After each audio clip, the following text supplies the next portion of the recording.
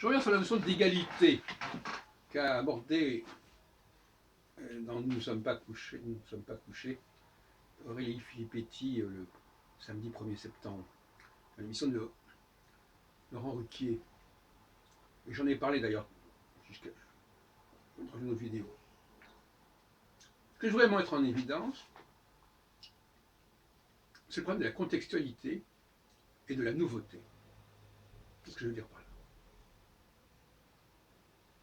J'ai toujours dit, depuis très longtemps déjà, qu'il n'y avait d'égalité que s'il y avait de la nouveauté. Si par exemple, on invente un nouveau jeu que personne ne connaît, il y a égalité.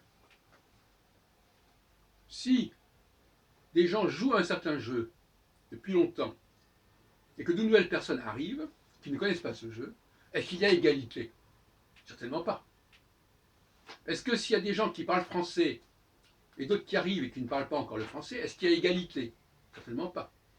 Ça vaut aussi pour Israël, avec les nouveaux immigrants qui balbutient quelques mots d'hébreu, et puis ceux qui parlent l'hébreu parfaitement.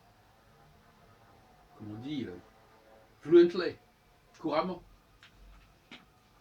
Donc cette égalité, elle ne fait sens que dans des contextes extrêmement précis. Hein? C'est-à-dire ceux, par exemple, de la Révolution française, par exemple, où éventuellement on pourrait imaginer qu'il y avait un nouveau mode d'existence, de nouvelles règles du jeu, qui s'imposaient à tout le monde et qui étaient nouvelles pour tout le monde. Pendant que quelque chose est nouveau pour tout le monde, on peut parler d'égalité jusqu'à un certain point.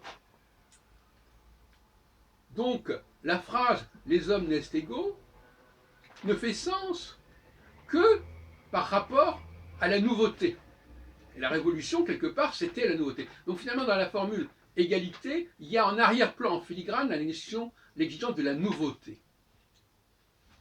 Par exemple, l'utilisation des ordinateurs, à un certain moment, c'était nouveau. Et à ce moment-là, il y avait une égalité par rapport à la nouveauté de l'ordinateur. À d'autres moments, l'utilisation des téléphones portables, c'était nouveau. Donc il y avait une égalité, etc. Mais cette égalité, elle est extrêmement éphémère, puisque dès qu'il y a une génération qui a connu le nouveau phénomène, elle ne sera plus en égalité par rapport à des gens qui arrivent, qui débarquent. Donc c'est quelque chose d'extrêmement éphémère et qui ne fait sens. Alors moi, évidemment, si l'on admet qu'il faille constamment créer du nouveau, créer du changement, là, effectivement, on entretient la problématique de l'égalité. Mais si le changement d'hier a fait long feu, si on peut dire, parce que ce qui était nouveau hier ne l'est plus aujourd'hui, par définition, hein, ne peut pas être et avoir été, à ce moment-là, il n'y a plus d'égalité.